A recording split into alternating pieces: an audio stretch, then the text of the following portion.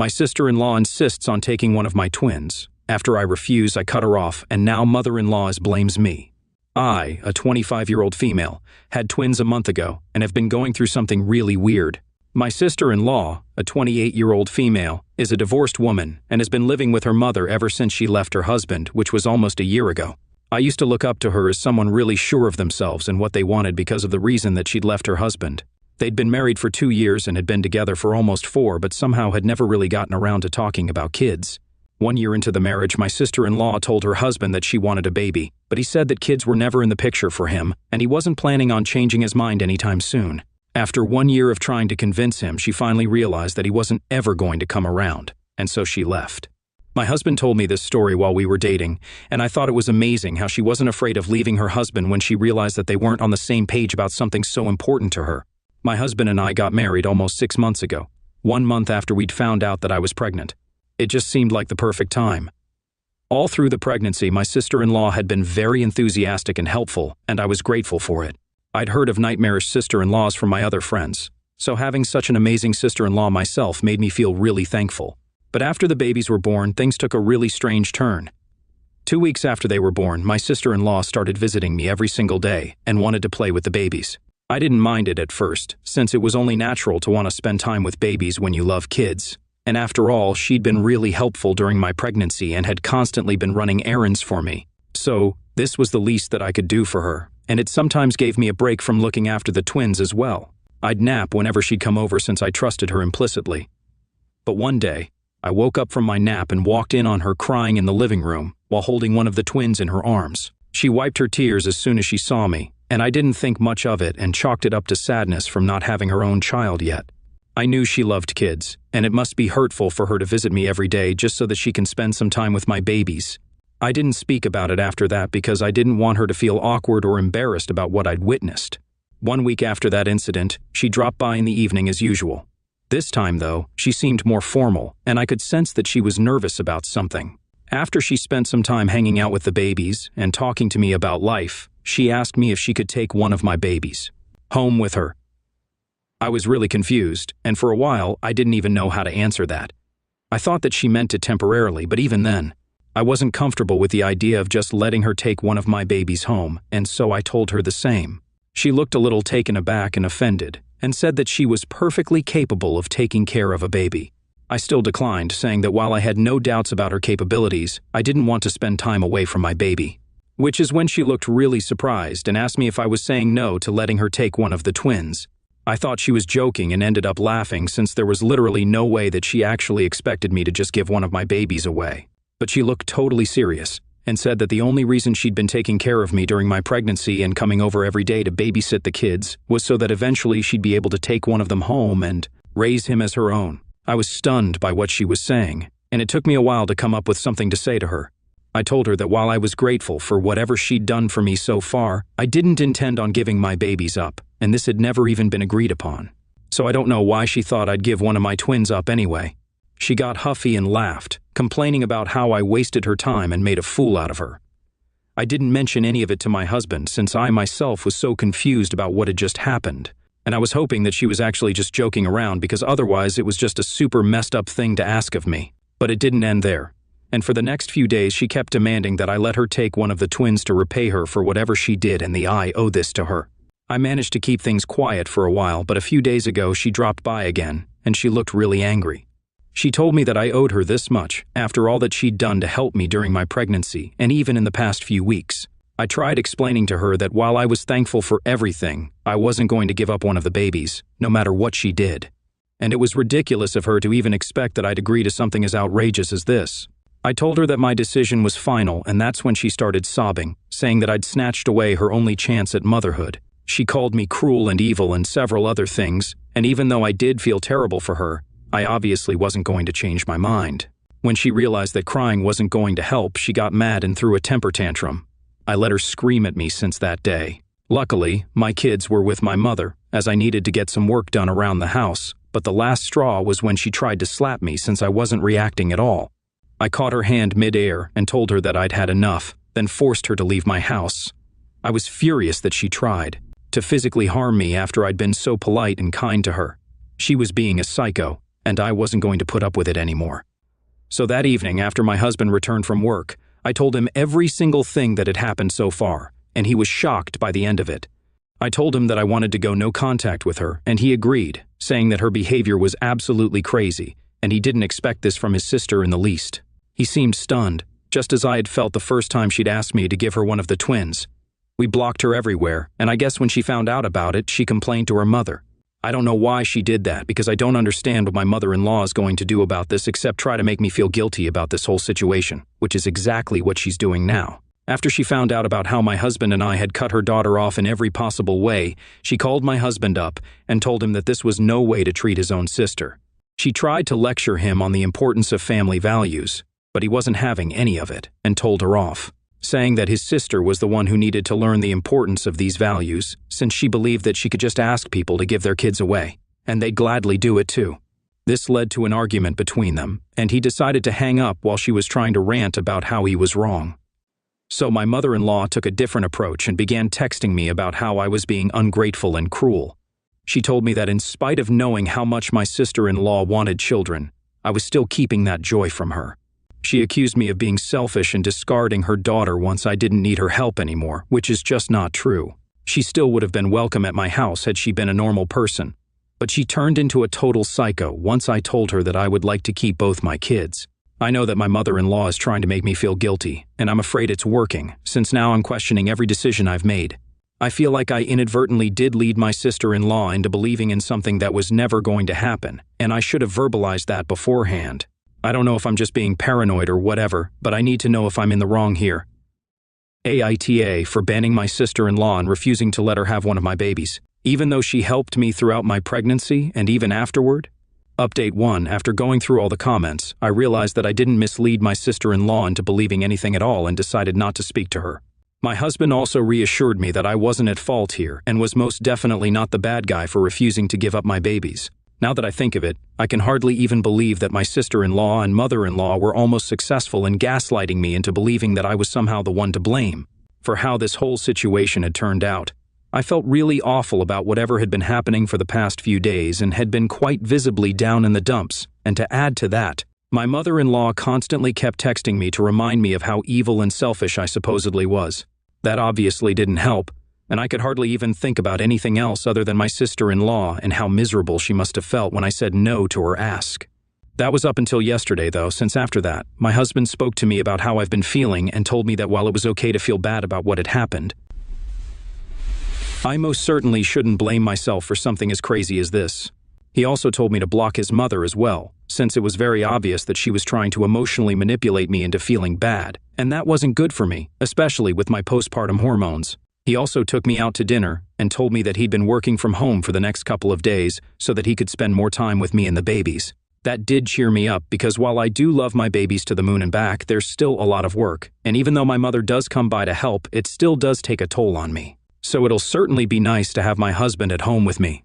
He also told me that I don't have to bottle up my feelings when it comes to his family and should tell him right away if his mother or sister tried to attack me again, and he'll deal with it. He's being really protective of me, and honestly, I'm very happy about it. Update 2. So, my sister-in-law and mother-in-law decided to visit us a few hours ago. It's been almost 3 days since the last update, and since we cut them off, we'd assumed that they dropped the whole baby thing, but I guess not. My mother-in-law seemed very pissed off that we'd blocked her as well and barged into the house even though I told her that I didn't want them here anymore, so they needed to leave.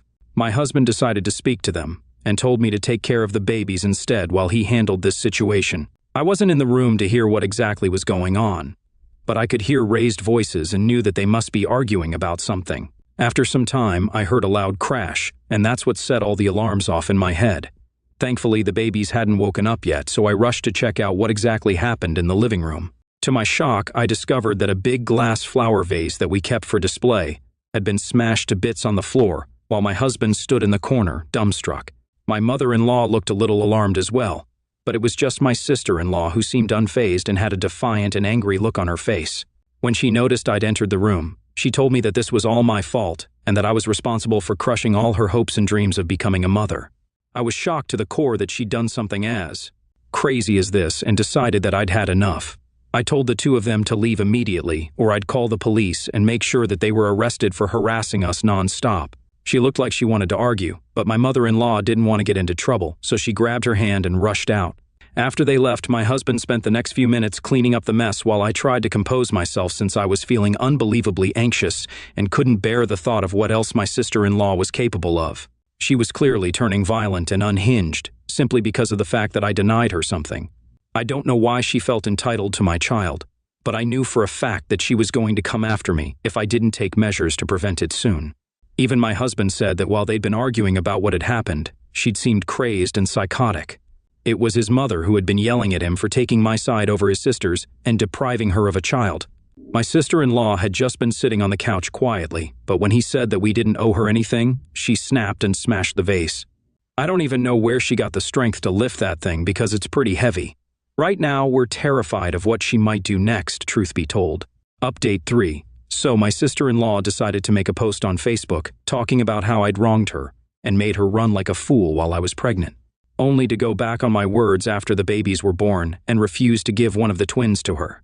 I found out from one of our relatives, and I was shocked that she decided to go public with this allegation since literally not one word of it is true. I'd never promised her anything at all, and my husband and I decided to make it clear by posting on our accounts as well. And here's where it gets interesting. My sister-in-law's ex-husband somehow found the post that my husband had made and told us something about her that made us realize exactly how crazy she was. Apparently, the real reason they had to get a divorce was because while he wasn't ready for kids, she was, and kept trying to pressure him into saying yes. When he refused, she threatened to cheat on him, which was the last straw for him. He's the one who filed for divorce and not the other way around, like my sister-in-law had been telling us. He told me that she'd scream and act hysterical anytime they would argue about having children, which just reinforced his belief that a woman like her shouldn't be a mother at all because she had absolutely zero control over her own temper.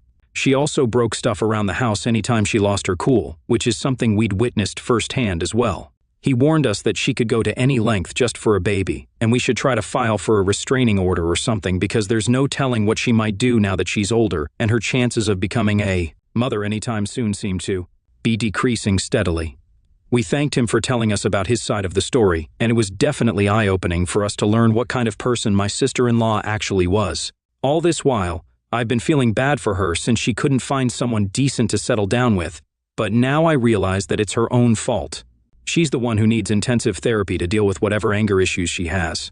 I'm regretting ever letting her into my home and life right now, to be honest. And on top of that, all of those hours that I left my kids alone with her. It's just insane that I let such a thing happen. I'm really, really lucky that nothing untoward happened because I don't think I would have ever been able to forgive myself if anything had happened to my babies because of her. Anyway, my husband and I are looking for family lawyers so that we can file a restraining order against her and make sure that she doesn't ever bother us again. We're absolutely done with her. We tried to deal with things peacefully, but clearly that's not an approach that works with her, so we're going a different way altogether now. Update 4, we filed for a restraining order, and as soon as my sister-in-law was served, she decided to ignore all the legal repercussions and showed up at our house. She showed up in the afternoon and demanded an explanation for what we were doing. My husband had been the one to open the door this time, and he hadn't allowed her to enter our house. So the conversation was happening right outside the door. As soon as I realized who he was talking to, I decided to go to the bedroom with my baby since I absolutely did not want to see her. I could hear them arguing outside while my babies slept. She was, as usual, accusing me of ruining her life and calling me a cheater. I still didn't understand why she believed that I owed her my child, but whatever. I was going to let my husband handle it since I didn't trust her one bit. She was obviously stronger than me, but my husband was stronger than her, so it was better for him to deal with her. I was still concerned about his safety, though, and had my phone ready in my hand to call the cops if I needed to. They argued for quite a while, and eventually their voices rose and reached the point of screaming, which disturbed my kids' sleep. Within seconds, though, my husband ended the argument by slamming the door in her face. I thought that she'd leave then, but she didn't, and continued to scream at the top of her lungs, standing outside our house. We were about to call the police when suddenly it went real quiet outside. For a few minutes, we were convinced that she was finally gone and were about to leave the bedroom, but that's when we heard a deafening crash, which woke the babies up. They looked alarmed, but thankfully didn't start crying until after a few minutes had passed. I was terrified of what was happening and stayed in one corner of the room and sat on the floor while my husband called 911. We didn't dare move from our places while we waited for the police to show up. That's how terrified we were of what was going to happen now. After around 10 minutes of being scared out of our wits, the cops finally pulled up to our house. By then, my sister-in-law was nowhere to be found. The cops looked around the house, and to our horror, we found that the sound of glass breaking had come from the baby's nursery. My sister-in-law had picked up a considerably big stone from the backyard and thrown it in through the window. There was glass all over the cribs, and I simply broke down thinking about how this could have gone terribly wrong. I couldn't stop imagining what would have happened had my babies been in the nursery instead of with me, and kept sobbing. I don't remember much of what happened after that, since my husband was the one who dealt with the cops and pressed charges against his sister. My mother showed up, and all I remember is being taken to her home and being put to sleep with the baby since I was dizzy, probably because of the panic attack I'd had when I saw the state of the nursery. I woke up at noon today, and the reality of the situation had finally sunk in. I was feeling really anxious and paranoid, but I was glad to find that my husband had also come over to my mother's house after he was done with all the paperwork and stuff. He told me that his sister had been arrested, and he was trying to get the hearing date moved up so that we could be done with the restraining order faster, since this was turning into something very dangerous. He also told me that he was terribly sorry about all of this, and I had to reassure him that I didn't think any of this was his fault in the slightest. His sister being a crazy psycho is not something that I'm going to blame him for, obviously. Anyway, we're staying with my mother, who's been gracious enough to open up her home to us until we're done with the court stuff. I'm truly grateful that nothing happened to me or my family, but I'm going to make sure that that psycho woman stays away from us forever after this. Update 5. Hey, so almost 3 weeks have passed since the last update, and I only have good news to share this time, thankfully. We were able to get a restraining order against my sister-in-law for 5 years quite easily after that whole incident, and also whatever her ex-husband had told us helped as well. She also got a sentence of 3 months for trying to hurt my babies, and I'm glad she's in prison now and can't even touch us anymore. Just to make extra sure, we're planning to move to a bigger house soon. Anyway, my mother-in-law is furious and has cut us off entirely, but I can't say that it bothers me at all. In fact, I'd say that this was a good riddance. I'm hoping to finally have some peace and quiet and spend some time with my family without having to worry about anything else. My husband and I can finally be normal parents now, and I'm really happy.